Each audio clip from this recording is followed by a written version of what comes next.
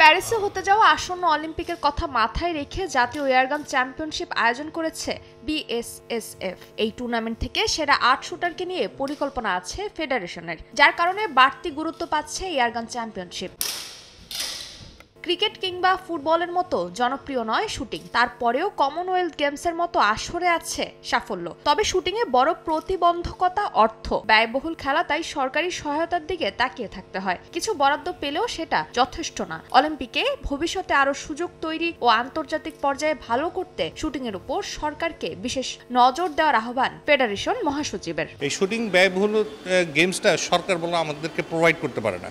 সরকারের নির্দিষ্ট একটা বাজেট থাকে, ওই বাজেটের মধ্যেই চলতে হয়। আমরা অনেকবার বসেছি সরকারের সাথে, অনেকবার চিন্তা ভাবনা করেছি কিভাবে এটাকে সলভ করা যায়।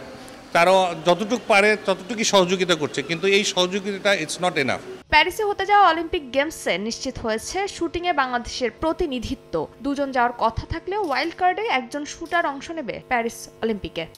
নগদে ৫০০ টাকা বা তার বেশি পেমেন্টে পেতে পারেন ঢাকায় জমিসহ ২০ কোটি টাকার পুরস্কার। সায়রা যে স্কোর করে আমাদের ঢাকায় বাংলাদেশে, এটা যদি ও ধরে রাখতে পারে মেডেল নিশ্চিত। এদিকে অলিম্পিকে ভালো করার বিষয়ে আশাবাদী সায়রা। দেশের জন্য পদক আনার লক্ষ্য নিয়েই অলিম্পিকে যাবেন বলে জানান এই শুটার। আমি অপরচুনিটি পেয়েছি আলহামদুলিল্লাহ, তাই আমি অবশ্যই আমার বেস্টটা ট্রাই করব যাতে আমি আমার দেশের জন্য গোল্ড মেডেল নিয়ে আসতে পারি। সেক্রেটারি স্যার জিনিসটা কনফার্ম করেছেন, ভালোই লাগছে অবশ্যই।